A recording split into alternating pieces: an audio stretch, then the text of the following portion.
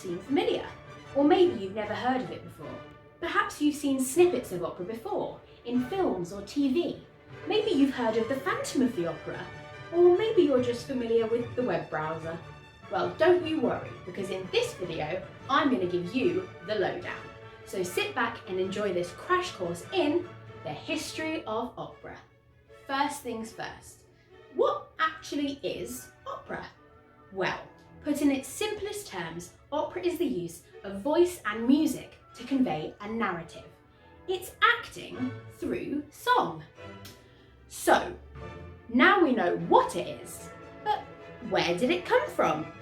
Well, opera originated in Italy in the 16th century, where musicians and singers were brought to royal court to entertain kings and queens, dukes and duchesses and their courtiers.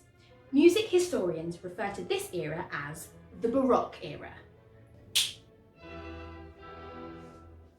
This era served as a playground for vain monarchs and other members of the aristocracy who were wealthy enough to commission poetry, paintings, music and opera.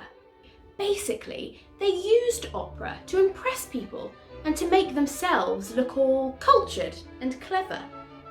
Baroque opera usually had a chamber orchestra, which just means a small orchestra. An orchestra is just the instruments that make up the band. The singers in Baroque opera needed to have light, agile, pure-sounding voices, but they also needed to be loud enough to sing over the top of the orchestra, even though it was small. Italian opera reigned supreme throughout the 16th and 17th century.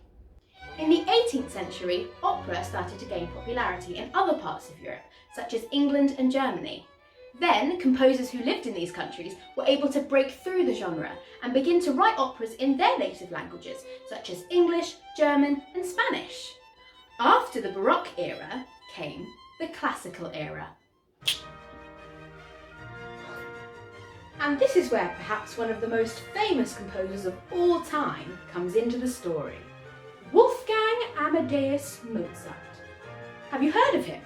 Apparently he had a very silly sense of humour and, obviously, a great taste in wigs. Mozart was born in Austria in 1756.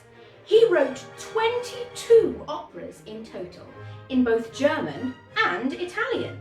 It was around this time that operas started to become popular with wider audiences outside of the aristocracy.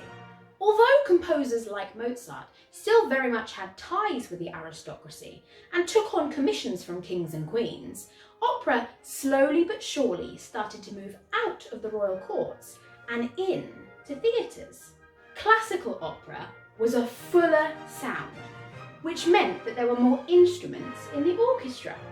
The larger orchestra mixed with the bigger venues meant that, naturally, over time, operatic voices had to adapt to the new environment.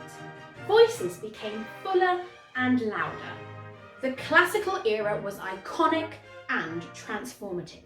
Mozart's operas are incredibly famous. They have gone down in history as some of the greatest operas of all time, and even hundreds of years later, they are regularly performed by opera companies. And that moves us on to the Romantic era.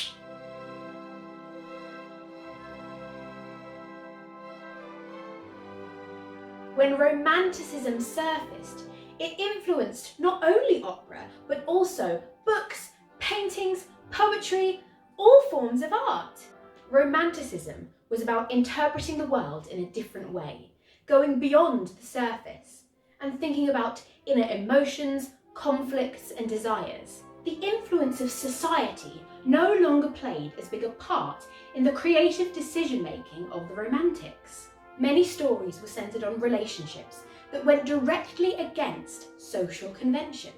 In this era, we saw the emergence of epic love stories and the tragic heroine.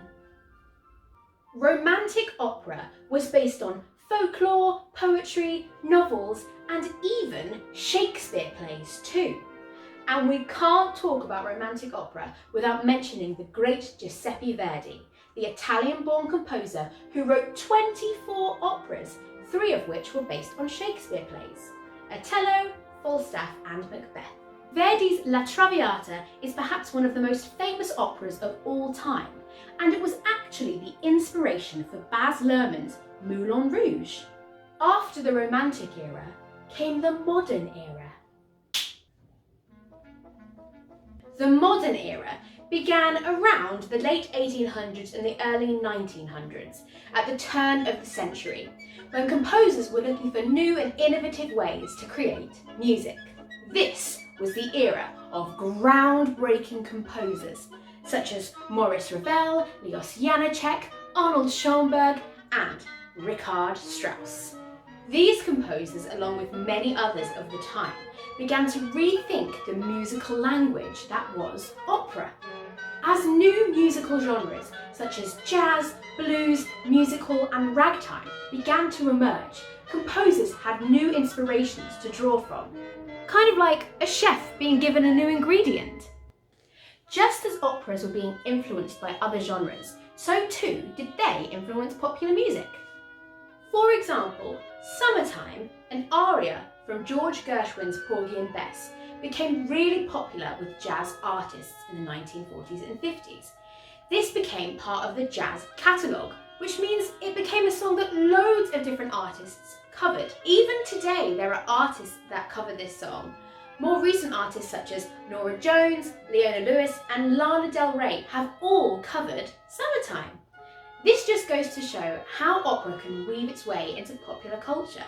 From the 16th to the 19th century, opera really was the popular music of its time. But as sound technology became more ingenious, singers began to adapt to microphones. Orchestras became smaller, the songs became shorter, and people were able to create completely new sounds using newer instruments like electric guitars and synthesizers. So, with all this change, did that mean that opera simply withered away and disappeared? Absolutely not! Opera made the most of this new technology too. The advancement of sound technology meant that opera recordings could be created and distributed to a huge audience. Opera stars like Maria Callas and Luciano Pavarotti emerged and became world famous for their recordings of operas from Mozart to Verdi and everything in between. This meant that opera was more widely available than ever, and it reached people and places that it may never have reached before. So, that brings us back to today. Nowadays, opera is very much intertwined in what we call popular culture. Opera has made appearances in TV shows and films such as The Shawshank Redemption, Pretty Woman, The Simpsons, Doctor Who, Bugs Bunny, The Fifth Element, The King's Speech, and countless others. In films and TV, opera is used in a variety of ways. It could be to amplify the humour of a scene, or to escalate the drama. It could be to characterise, to set the scene, or simply to move the audience, to evoke an emotional response.